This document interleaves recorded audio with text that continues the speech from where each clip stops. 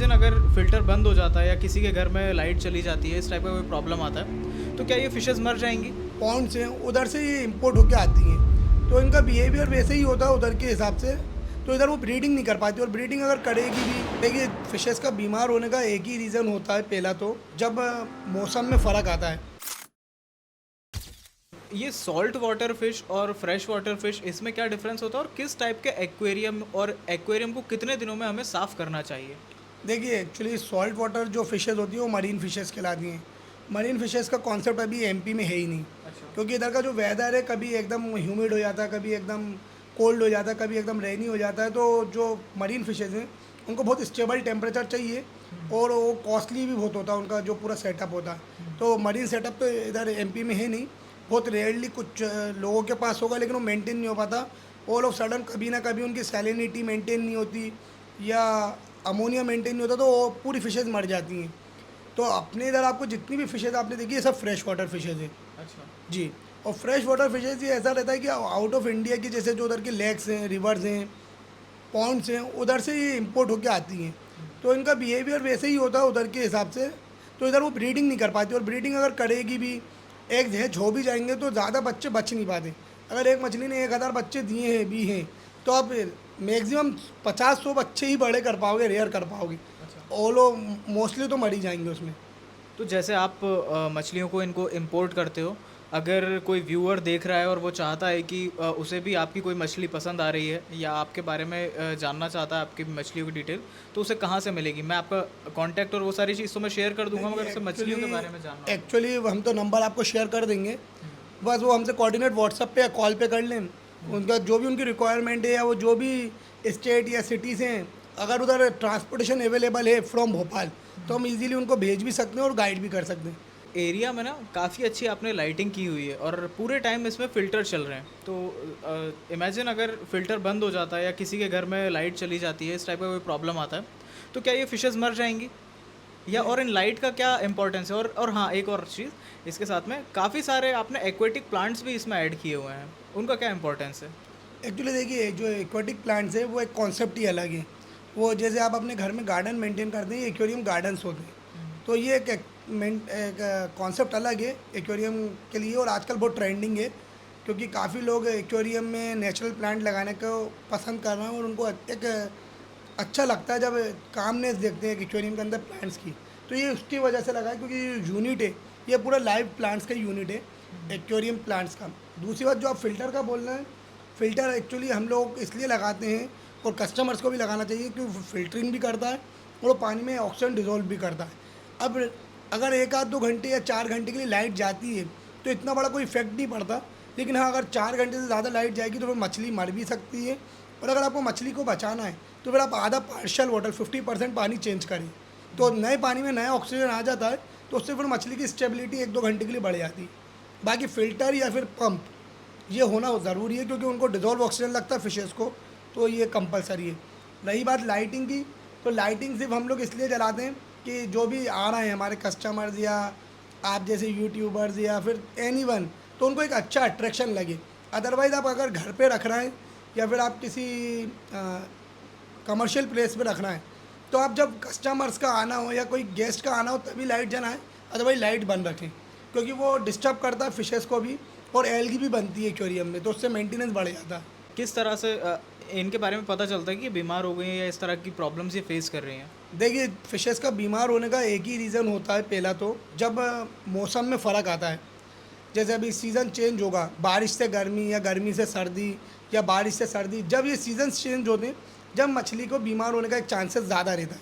यदि फिशेज़ का रहता है, अगर वो फीडिंग नहीं ले रहे हैं, या फिर नीचे बैठ रहे हैं, या प्रॉपर मूवमेंट नहीं कर रहा है, या उनकी बॉडी में वाइट वाइट स्पॉट या कॉटन टाइप के फंगस ऐसा कुछ दिख रहा है, मतलब ये बीमार है। ओके। और कभी कभी पेट फूलना भी एक बीमारी होती है, कभी कभी ओवर फीडिंग से भी पेट फूल जाता है, कभी कभी एक बीमारी की वजह से पेट फूल जाता है। और कितनी बीमारी ऐसी होती है, इंटरनल पैरासाइट्स होते हैं, वो आपको सिर्फ बिहेवियर से ही पता चल पाएगा, ना कि आप उसको मतलब देख के समझ पाएंगे। तो उसके लिए तो ऐसा है, हमारे जितने भी कस्टमर्स हैं हम उनको यही गाइड करते हैं कि अगर आपको कभी भी ऐसा लग रहा है फ़िश एक्टिव नहीं है, फ़िश हील हो रही है, आप उसका एक वीडियो बनाएं हमें शॉर्ट, और वीडियो हमें व्हाट्सअप कर दें, हम आपको चेक करके उसका पूरा मेंटेनेंस गाइड कर देंगे और ट्रीटमेंट।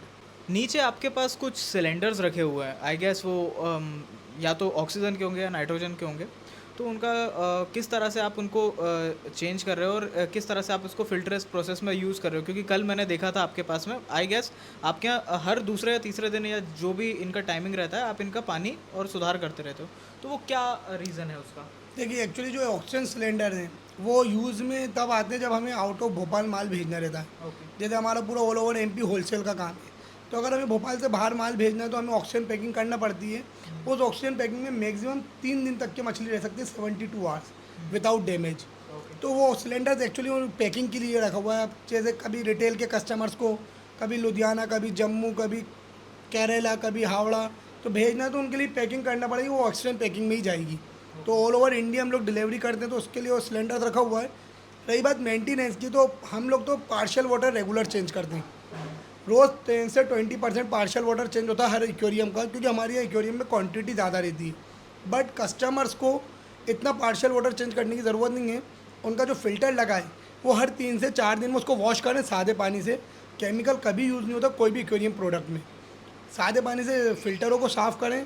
जब पानी उनको बहुत मटमेला, क्लाउडी या येलोइश लगने लगे तो फिर 50% पानी चेंज करें। अदरवाइज़ पानी ज़्यादा चेंज करने की ज़रूरत नहीं है, क्योंकि फ़िश जो मैक्सिमम मोर्टेलिटी रेशियो है, मरने का सबसे बड़ा रीज़न ही लोगों के पास ये है कि वो पानी पूरा चेंज कर देते हैं, तो ऑल ऑफ सडन फिर फिशेज़ मरती हैं, क्योंकि उनकी पूरी बायोडाइवर्सिटी डिस्टर्ब हो जाती है। ओके। ये एक बहुत ज़रूरी पॉइंट है किसी भी टाइप के ओनर के लिए जो इसको यूज़ कर रहे हैं, क्योंकि बहुत बार मेरे जानने वाले हैं वो कहते हैं कि उनकी फ़िश मर गई है। तो आई गेस ये एक रीज़न हो सकता है कि वो पूरा उनका इकोसिस्टम ही बदल देते हैं। तो इस बात का आप ध्यान रखिएगा। इन्हें आप यहाँ पर ब्रीड करते हैं या सिर्फ आप इंपोर्ट ही करते हैं? और अगर मान के चलिए जैसे टैंक में है, इनकी क्रॉस ब्रीडिंग हो जाती है, अलग अलग टाइप की फ़िशेज़ रखते हैं, तो इनके क्या रिperकशंस हो सकते हैं? एक्चुअली देखिए साहब, ब्रीडिंग तो हम लोग नहीं करते, हम लोग पूरा ट्रेडिंग ही करते हैं। मैक्सिमम वेराइटीज़ इंपोर्ट होके आती हैं या फिर हावड़ा और चेन्नई से आती हैं। दूसरी बात, अगर कभी फ़िश ब्रीडिंग कर भी देती है, क्रॉस ब्रीडिंग या नेचुरल ब्रीडिंग, तो उसके बाद भी बच्चे बचने की चांसेस बहुत कम होते हैं, क्योंकि कम्युनिटी टैंक्स होते हैं। एक मछली का बच्चे अगर हुए भी तो दूसरी मछली खा जाएगी। और कुछ वेराइटीज़ में तो ऐसा होता है कि जो बच्चे जिस मछली ने पैदा करें, अगर उसे 24 घंटे बाद नहीं निकाला जाए तो वो खुद भी अपने बच्चों को खा सकती है। अच्छा। जी। तो बहुत रेयरली बच्चे बच पाते हैं, और कुछ यूनिक का तो बहुत इम्पॉसिबल है इतने से सेटअप में, क्योंकि यूनिक चीज़ अगर कुछ निकल भी सकती है तो ब्रीडर्स के पास, इम्पोर्टर्स के पास ही निकल सकती है। कि जो जैसे इंडिया के बाहर ब्रीडिंग्स करा रहे हैं, तो उनके पास अगर कोई चीज़ क्रॉस ब्रीड होकर आ गई तो वो एक नई वेराइटी बन के हमारे पास आती है। लेकिन हमारे पास कुछ नया बन जाए ऐसा पॉसिबल बहुत मुश्किल है।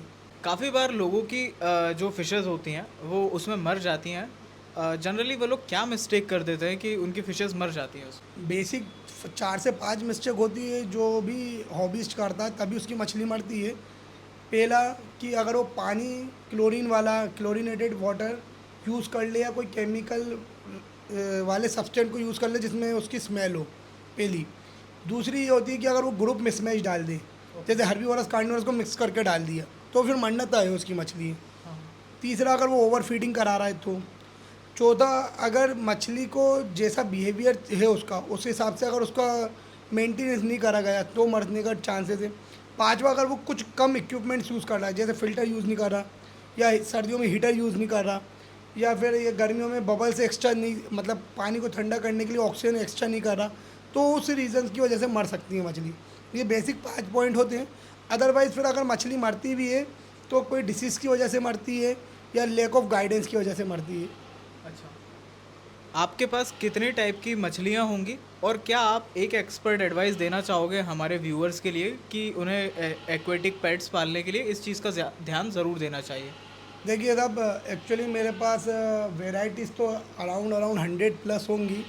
एग्जैक्ट नहीं बता सकता क्योंकि बहुत वेराइटीज़ आती जाती रहती हैं। जो बोलना चाहूँगा उसके लिए ये है कि आपका अवेयरनेस होना बहुत ज़रूरी है। अगर आपको कुछ पालना है, कोई भी पेट हो, चाहे वो डॉग हो, कैट हो, फिश हो, बर्ड्स हो, उसके बारे में आप या तो एक्चुअल जो भी अच्छे गाइडेंस है, यूट्यूब या गूगल पे सर्च करें, या फिर शॉपकीपर से एक अच्छे से आप उससे गाइडेंस लें, पूरा उसकी अवेयरनेस के बारे में पता करें और उसको फिर उसके बाद पालें। अगर आप कम गाइडेंस पे काम करेंगे तो ये प्रॉब्लम क्रिएट होती रहेगी। तो लैक ऑफ अवेयरनेस नहीं होना चाहिए, अवेयरनेस पूरी होना चाहिए। और अगर वो आपको शॉपकीपर नहीं गाइड कर पा रहा, तो आप कोई दूसरी तरीके से गाइडेंस लीजिए, लेकिन गाइडेंस प्रॉपर लीजिए।